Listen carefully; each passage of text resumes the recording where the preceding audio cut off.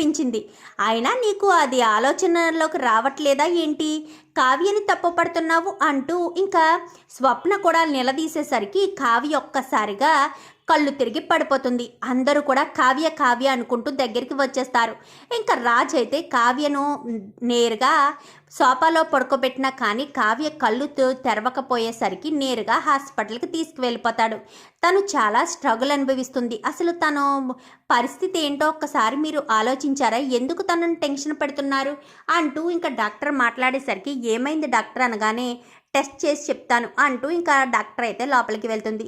Kavya pregnant, కానీ ఇది మీకు సంతోషకరమైన వార్తే కానీ దీనిలో ఒక ప్రాబ్లం కూడా ఉంది. కావ్యకి ఎలాంటి ఇబ్బంది లేకుండా డెలివరీ కావాలి అని మీరు అనుకుంటే మాత్రం చాలా జాగ్రత్తగా చూసుకోవాలి. కావ్యకు ఎలాంటి టెన్షన్ ఉండకూడదు. టెన్షన్ ఉంటే మాత్రం తనకు డెలివరీ చాలా కష్టతరం అవుతుంది. అది మీరు దృష్టిలో పెట్టుకుని ఎలాంటి ప్రాబ్లమ్స్, గొడవలు, సమస్యలు ఏమీ లేకుండా మీరు చూసుకోగలిగితేనే కావ్య మీకు దక్కుతుంది, తన కడుపులోని బిడ్డ కూడా మీకు దక్కుతుంది అని చెప్పనేసరికి రాజ్ కావ్యం తీసుకుని ఇంటికి వస్తాడు. ఏం జరిగింది రాజ్ అంటూ ఇంకా అపర్ణ మాట్లాడేసరికి కావ్య ప్రెగ్నెంట్ అని చెప్పనేసరికి అందరూ సంతోషిస్తారు. కానీ అని చెప్పను కానీ ఏమైంది రాజు అని చెప్పాను కానీ ఏం చెప్పకుండా తీసుకెళ్ళిపోతాడు. వెనకాలే ఇందిరాదేవి ఇటు అపర్ణ ఇద్దరు కూడా వెళ్తారు. ఏం జరిగింది నాన్న, కావ్యకి ఏమన్నా ప్రాబ్లమా అని చెప్పాను కానీ కాదు మమ్మీ, ఈ సమస్యలు ఇలాగే కావ్య నెత్తి మీద వేసుకుంటే కావ్య కడుపులోని బిడ్డ మీద ఎఫెక్ట్ చూపిస్తుంది. కావ్య ఎందుకు ప్రతిదానికి నేనుంటాను ముందు అంటూ ప్రతిదానికి తగుదునమ్మా అని ఎందుకు తయారవుతుంది అని చెప్పాను కానీ చాలా తప్పుగా ఆలోచిస్తున్నావు రాజ్.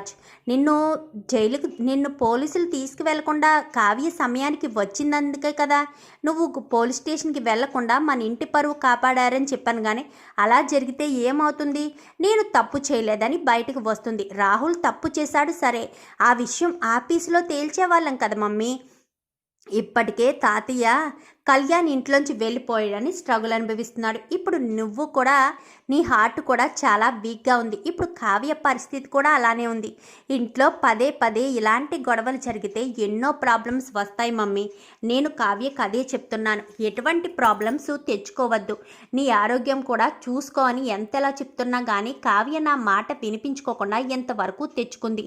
ఇప్పుడు తన ప్రెగ్నెంట్. ఇప్పుడు ఇలాంటి టెన్షన్లు ఏమైనా పెట్టుకుంటే తన కడుపులోని బిడ్డకు ఏదైనా అయితే, కావ్యకి ఏదైనా అయితే నేను ఎలా తట్టుకోగలను? ఆ విషయం కావ్యకు అర్థం కావట్లేదు. ఎంతసేపు కుటుంబ పరువు, కుటుంబ గౌరవం, ఆఫీసు, ఆటల గురించి ఆలోచిస్తుంది అనగానే మరి నువ్వు కావ్యను తప్పుగా ఆలోచిస్తున్నావు కదా రాజు అనగానే కావ్య మనస్తత్వం గురించి నాకు తెలియదా? అలా అంటే అయినా సరే కావ్య వెనక్కి తగ్గుతుంది అనుకున్నాను కానీ ఇంతలా రిస్క్ చేసి మరి ఇంత ప్రాబ్లంను సాల్వ్ చేస్తుందని నేను అస్సలు అనుకోలేదని చెప్పాను కానీ చాలా తప్పుగా ఆలోచిస్తున్నావు. కావ్య గురించి ఎప్పుడు కూడా అలా ఆలోచించొద్దు. ఇంట్లో ఎలాంటి గొడవలు లేకుండా చూసుకుందాము అని చెప్పి ఇంకా ఇందిరాదేవి అందరూ అనేసి వెళ్ళిపోతారు. రాజ్ ఆలోచిస్తూ ఉంటాడు. నైట్ అంతా ఆలోచించిన తర్వాత మరుసటి రోజు ఉదయాన్నే సీతారామయ్య ఇటు ఇందిరాదేవుల దగ్గరికి వెళ్తారు. ఏమైంది రాజ్, ఇంత ఉదయాన్నే వచ్చావు? కళ్ళు చూస్తే చాలా ఎర్రగా ఉన్నాయి, రాత్రంతా నిద్రపోలేదా ఏంటి అని చెప్పాను కానీ లేదు తాతయ్య, నిద్ర పట్టడం లేదు. ఇంట్లో ప్రతి అడుగడుగున సమస్యలు ఎదురవుతున్నాయి. ఇటు మీ ఆరోగ్యం అటు అమ్మ ఆరోగ్యం దృష్టిలో పెట్టుకుని ఎలాంటి గొడవలు జరగకుండా ఉండాలని నేను చూస్తున్నాను. కావ్య మాత్రం గొడవలు జరిగైనా సరే తప్పు చేసిన వాళ్ళని బయటికి తీసుకురావాలని కావ్య అనుకుంటున్నాను కానీ కావ్య అన్న దాంట్లో తప్పేముంది రాజు? అంటే నువ్వు తప్పు చేసిన వాళ్ళని ఎంకరేజ్ చేస్తున్నావా? రాహుల్ తప్పు చేశాడు అంటే వాడి గురించి బయట పెట్టకూడదా ఏంటి అని చెప్పాను కానీ నేను అలా అనలేదు. కావ్యని ఇన్వాల్వ్ కావద్దన్నాను. అంటే కావ్య ఇన్వాల్వ్ కాకపోతే నువ్వు అరెస్ట్ కాకుండా ఉండగలిగేవాడువా? రుద్ర అని రాహుల్ ఎన్ని మాట్లాడినారు నిన్ను? కానీ రాహుల్ తప్పు చేసినా కానీ బయటికి వచ్చాడు అని చెప్పనేసరికి ఇప్పుడు ఏం చేస్తాము అని చెప్పాను కానీ నాదొక విన్నపం తాతయ్య అనగానే చెప్పు అనగానే ఇంట్లో ఆస్తి పంపకాలు ఎలాంటివి వద్దు, అనుభవిస్తే అనుభవించాలి, లేదా ఎవరు అనుభవించలేని పక్షంలో ఇంట్లోంచి ఎవ్వరు బయటికి వెళ్ళినా కానీ ఆస్తి మొత్తం అనాథ శరణాలయానికి వెళ్ళిపోతుందని అందరికీ అర్థమయ్యేటట్టు చెప్పు తాతయ్య. అప్పుడైనా కానీ ఇంట్లో ఎలాంటి గొడవలు లేకుండా ఉంటుందేమో, ఎలాంటి సమస్యలు రాకుండా ఉంటాయేమో అనగానే అలా చెప్తే నమ్ముతారా అనగానే నమ్మేటట్టు చెప్పు తాతయ్య. నువ్వు చెప్తే ఎందుకు నమ్మరు?